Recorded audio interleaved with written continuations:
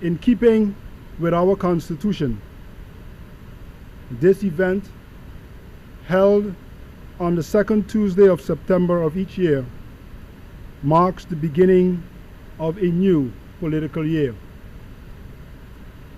On this occasion, I, in my capacity as Governor of St. Martin, as regulated, ought to present you and thus the people of our country with an outline of the policy plans of the government for the coming year. Today, we do so just 13 days before the September 26th parliamentary election. As a result, the composition of Parliament will change on October 31st, while a new Council of Ministers will be formed and installed based on a majority in the new Parliament thereafter. In the interim, between now and the installation of a new Council of Ministers, the government is to continue to take care of the interests of the people. In view of this transitional reality, this address will, considering the prevailing domestic socio-economic conditions, the global economic climate, and government's policy program, provide an outline of the policy challenges and opportunities for the upcoming year. And in doing so, present a socio-economic policy framework aimed at fostering continuity in governance anchored on a sound financial foundation. Madam Chair Lady, members of Parliament, our economy is expected to expand by about 0.7% this year, reflecting a slight increase compared to the 0.5% in 2015. The slow growth can in large part be attributed to domestic political fragility and the tempered economic developments in our main trading partner and tourist market, the United States. Inflation remains low at 0.3% in 2015 and around 1% in 2016, in large part reflecting low United States inflation and low international energy prices. Meanwhile, the population is growing due to immigration, and people are living longer, leading to an aging populace, resulting in increased pressure on social, health care, and pension systems. Unemployment rates are trending downwards to around 8.7% in 2016, but remain high among the youth. Mentioned low growth, coupled with tax compliance issues, have left government revenues under pressure, resulting in reduced fiscal space. To govern its affairs effectively, a country, and St. Martin is no exception, ought to have political and fiscal stability. Stability is a necessary condition to facilitate public and private investments, which are required to strengthen economic growth to meet the socio-economic needs of our people.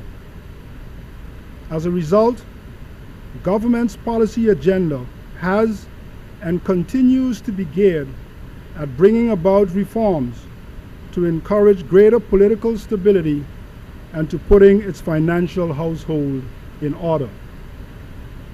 Madam Chair Lady, members of Parliament, To encourage greater political stability, government, having considered various electoral reform alternatives, initiated legislative reforms to address ship jumping. As a result, government has prepared a draft constitutional amendment. With the amendment, government proposes to exclude members of parliament who declare themselves independent from the political party with which they were elected to parliament from participating in the process to appoint ministers.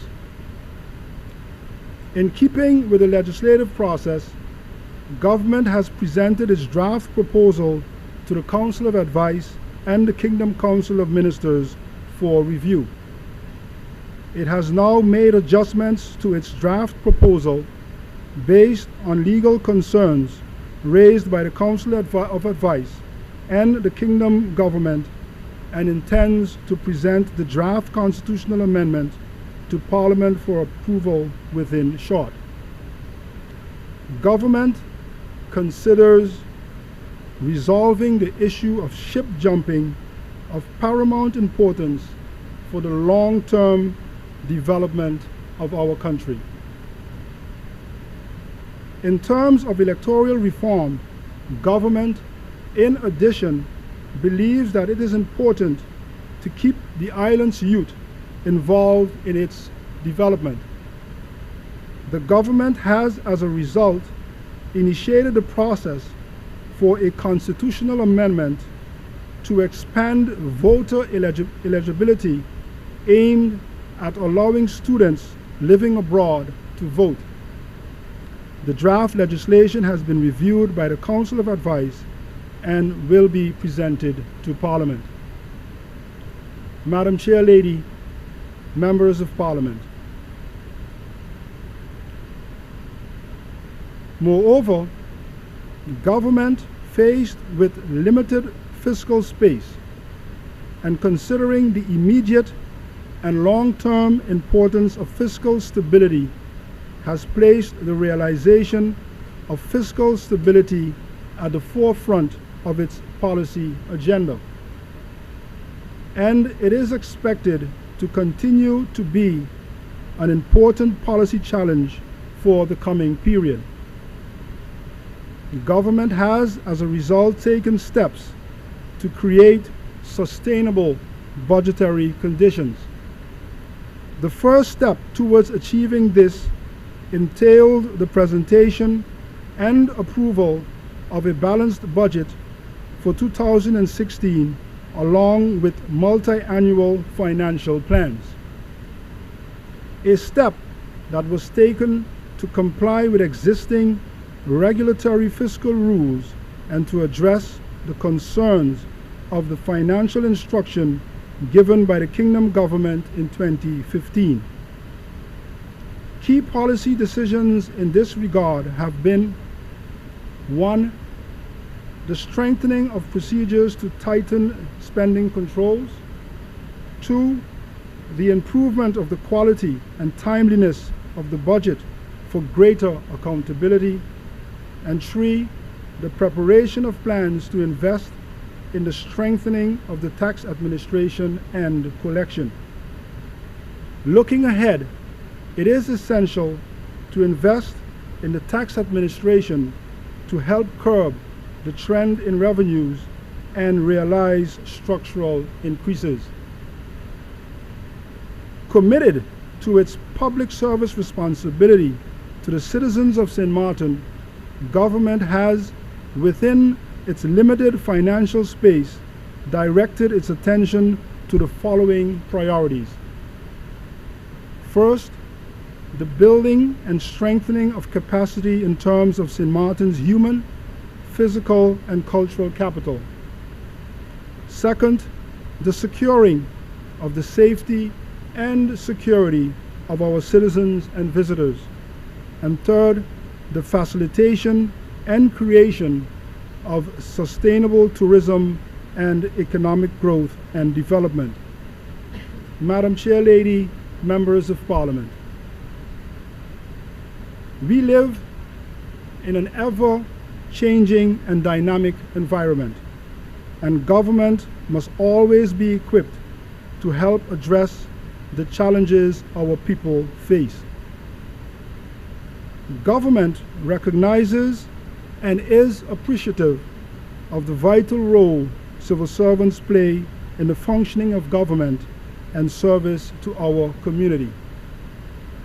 As a result, government believes that it is essential to invest in its human capital through continued training of civil servants and by providing the resources necessary for them to continue to grow in the fulfillment of their functions.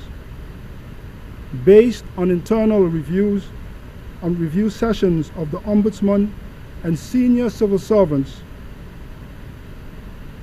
government believes that this can best be achieved by drawing on its pool of experienced and knowledgeable civil servants. This to provide regular refresher courses to civil servants and specialized training to the staff in the cabinets of the ministers. A key element in government's program to enhance the level and quality of public services is its investment to realize the move to the new government building.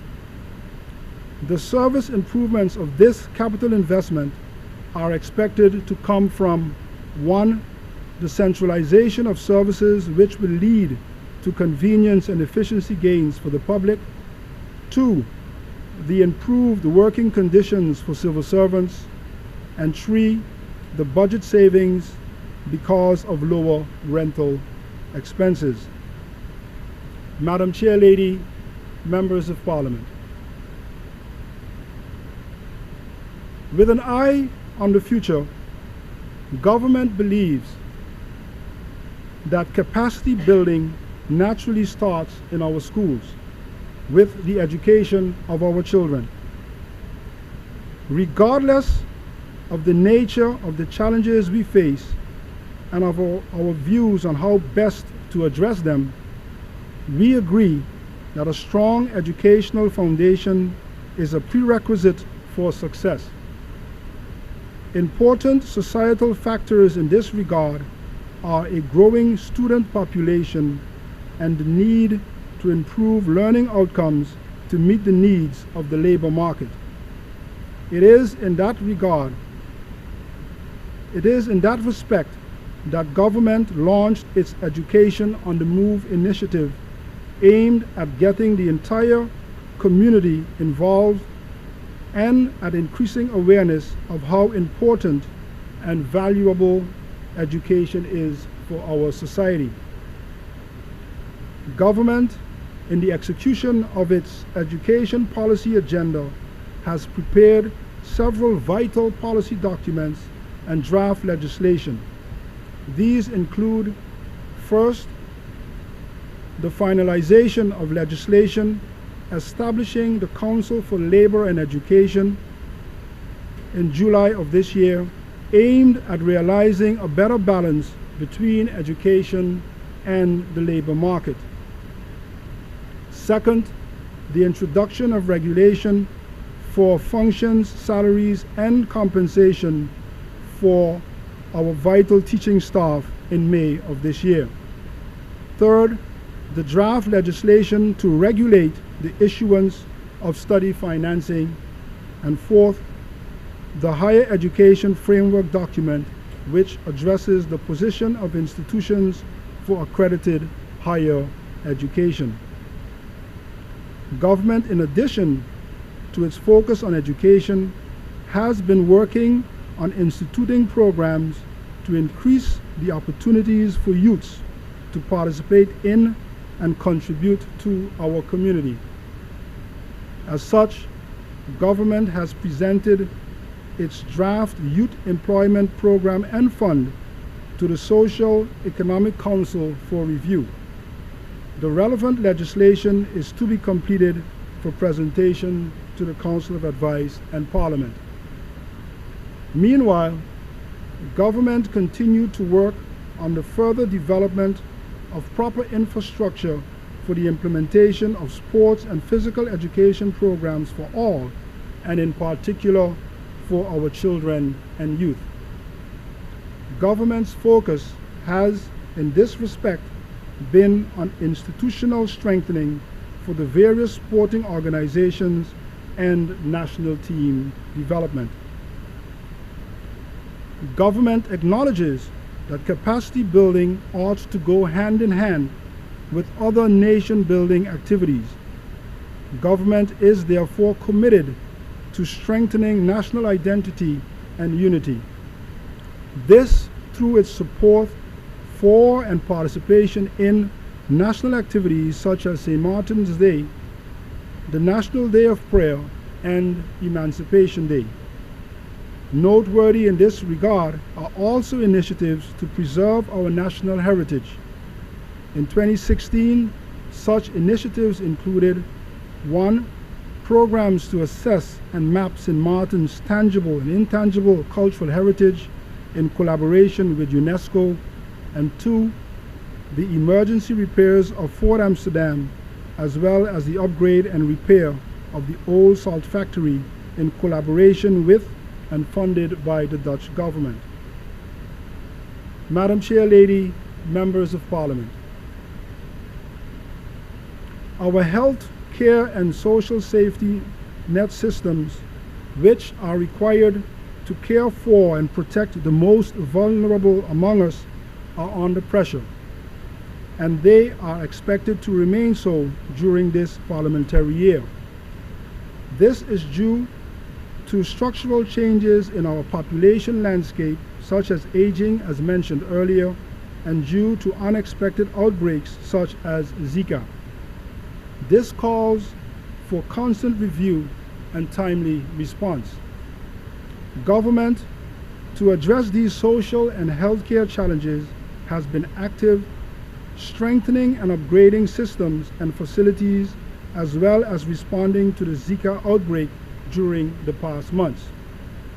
Priorities in this regard included, first, instituting preventative measures such as eliminating breeding grounds and public awareness campaigns to curb the outbreak of Zika. Second, the completion of the healthcare study, How Healthy is St. Martin, in collaboration with the Friendside in April 2016 as input for a national healthcare policy.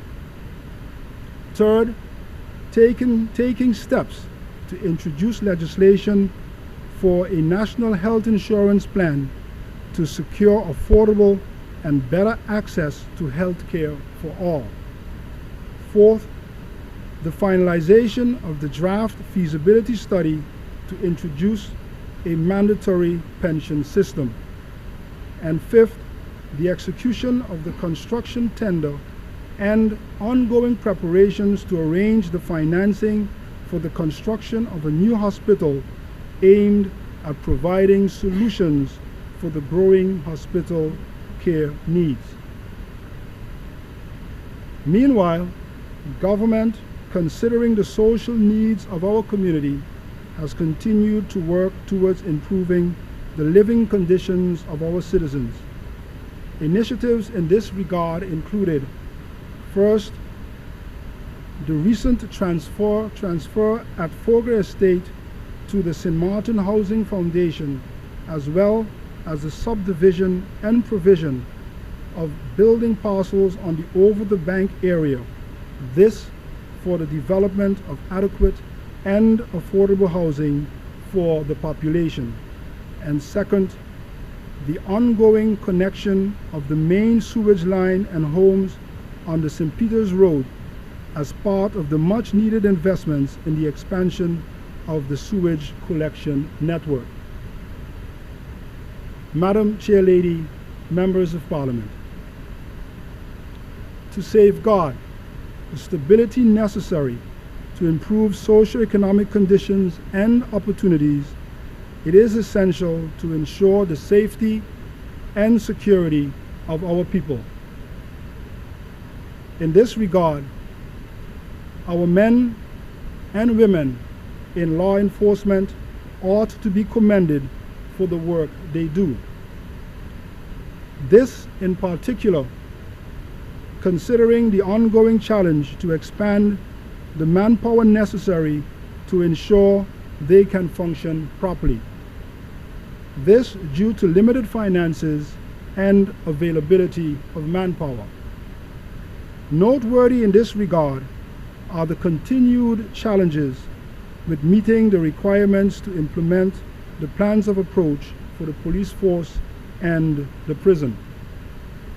Government is, notwithstanding the limited finances, committed to investing in the strengthening of law enforcement.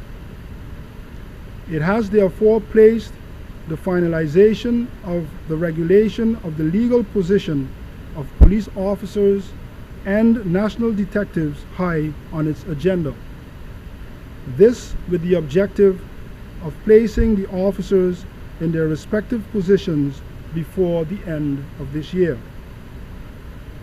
Other important law enforcement initiatives of the government during the past months included: 1. The introduction of electronic monitoring of juvenile offenders as of June of this year. 2. The investment in the start of the first phase of the camera surveillance project on July 28, aimed at recording evidence for solving crime. 3. The investment to realize the Justice Institute of St. Martin with the purchase of the building in Cold Bay to, among others, house the shooting range and the forensic department. And 4. The establishment of the K9 Brigade to assist law enforcement entities with combating crime. At the same time, government has, considering the complication of our shared borders, continued to work with French authorities to better coordinate island-wide judicial cooperation to combat cross-border crime. Noteworthy in this regard are the ongoing talks to develop the required operational protocols to implement the Police Cooperation Treaty, which became effective on October 1st, 2015. Government has also continued to work with Kingdom partners and foreign partners in the fight against international crime. This is, among others, reflected in the Memorandum of Understanding regarding the enhancement of existing cooperation and the strengthening of law enforcement and the criminal justice system between the United States, the Netherlands, Aruba, Curacao, and St. Martin, which was signed on June 2nd of this year. It is, given the complexities of domestic and international crime, expected that mentioned programs will continue to demand the attention of Parliament in the period ahead. In that regard, it is essential to find a good balance between preventative measures through education and repressive measures as we seek to keep our people safe and secure. Madam Chair Lady, members of Parliament, government, in addition to law enforcement, considers maintaining good foreign relations a critical factor for the governance of our small and open country. This because maintaining good foreign relations and strong bonds in the region helps St. Martin to benchmark, pool resources, build capacity, and grow economically. Continuation of close cooperation with French St. Martin, Kingdom partners, and the United States of America are key in that regard. There have been a number of important developments in this area. From a St. Martin perspective, government is currently involved in the preparations for the realization of a sewage treatment plant and network for the Coal Bay area in cooperation with French St. Martin and with the support of the European Commission. On a regional and international level, St. Martin has recently teamed up with regional partners and met with the U.S. government to seek its assistance to address ongoing correspondent banking concerns. And in terms of kingdom relations, government wishes to draw your attention to the recently concluded Memorandum of Understanding with the Dominican Republic to promote cooperation and trade relations between St. Martin and the Dominican Republic. Drawing from this, government believes that more can be done to strengthen ties with its Caribbean counterparts. In keeping with the provisions of the Charter of the Kingdom of the Netherlands, government considers it important to establish a formal basis for regional cooperation. As such, efforts to formalize areas of cooperation are being examined among participating ministries. Madam Chair Lady, Members of Parliament, the realization of mentioned programs and the creation of new opportunities is heavily dependent on positive developments in our economy. This because economic growth is the main driver of government revenues. As a result, government's economic policy agenda has been and should be geared at facilitating sustainable growth to create income-generating opportunities. Government therefore believes that it is essential to continue to find ways to invest in improving the management and quality of our tourist product and to address expected challenges such as the opening up of Cuba. The key elements of government economic policy agenda during the past period therefore included: 1. The establishment of the St. Martin Tourism Authority Foundation to realize a more effective execution of the tourism policy. And 2. Investments in the upkeep and enhancement of our country's infrastructure, such as the start of the construction of a parking lot at Kimshaw as part of the commercial strip beautification project, Coal Bay and Simpson Bay. Other areas of attention in this regard include: 1. Investments in a solid waste management facility to resolve the ongoing debate and concerns regarding the landfill. 2.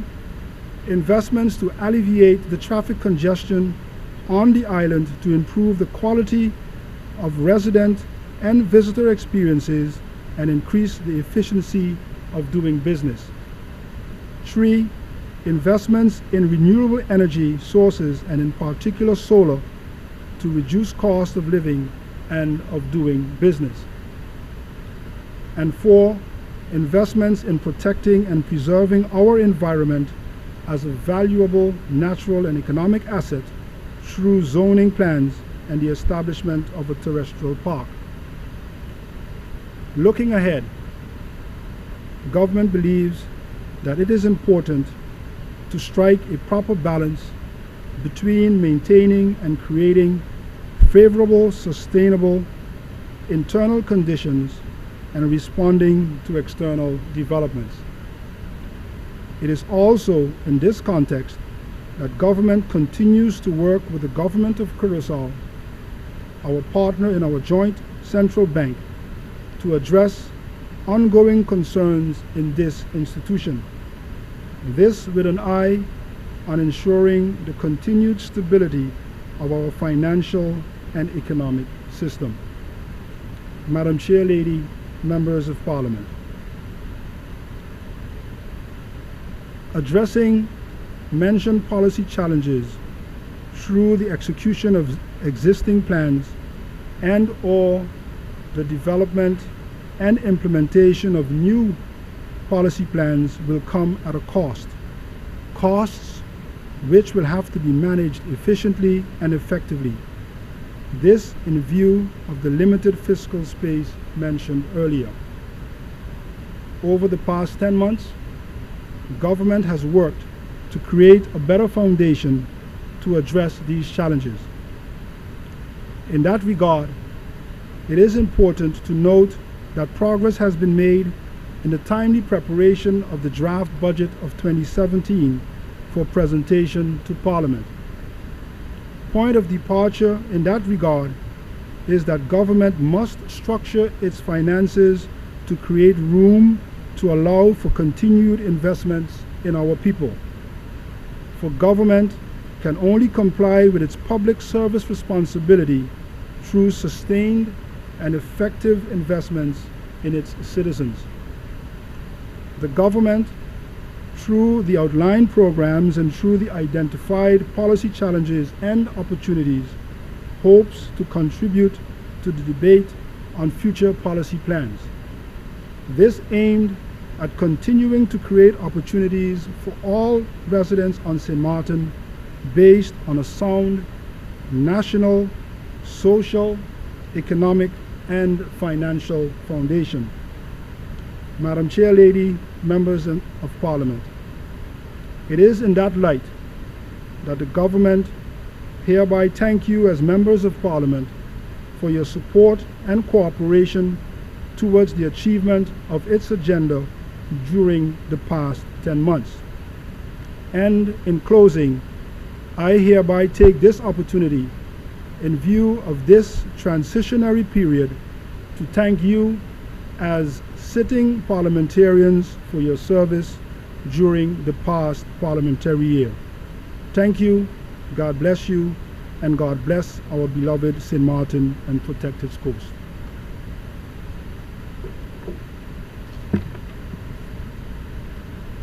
I thank you, Excellency, our Governor, for that address. With this, distinguished guests, ladies and gentlemen, I declare the parliamentary year 2016-2017 officially open. I would like to ask the Reception and Departure Committee to accompany His Excellency the Governor and his entourage to the conference room. Please rise for the exit of His Excellency.